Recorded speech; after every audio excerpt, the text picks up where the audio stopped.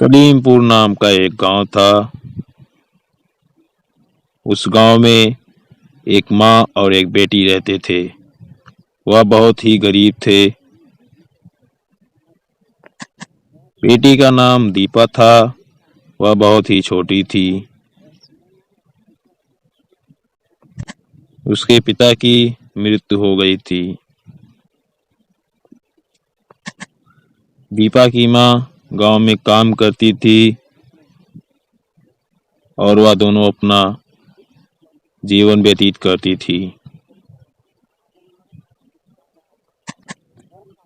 गांव वालों ने उन दोनों को बहुत परेशान करते थे।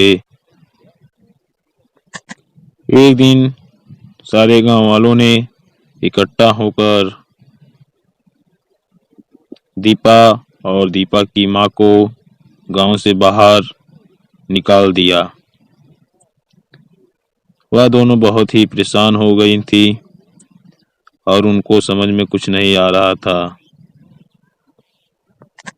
वह दोनों बहुत ही भूखी थी। दोनों गांव छोड़ के चले गए। जाते जाते बहुत ही अंधेरा हो गया था। वो दोनों को समझ में नहीं आ रहा था कि क्या करे।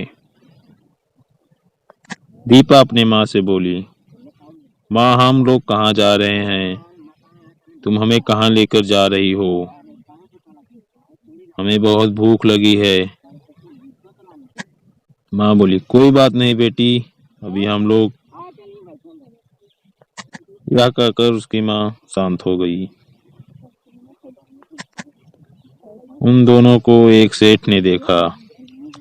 वो दोनों बहुत ही परेशान लग रही थी। वह सेठ सोचने लगा कि यह कौन है और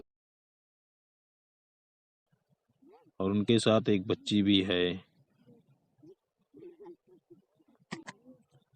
वह सेठ उन लोगों के पास जाता है और पूछता है, तुम दोनों कौन हो और कहाँ से आई हो?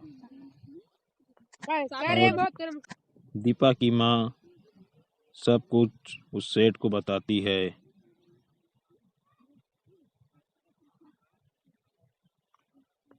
यह सब कुछ सेठ सुनने के बाद उन दोनों को कहता है, तुम दोनों मेरे घर चलो और मेरे घर में काम करो और अपना जीवन अच्छे से व्यतीत करना।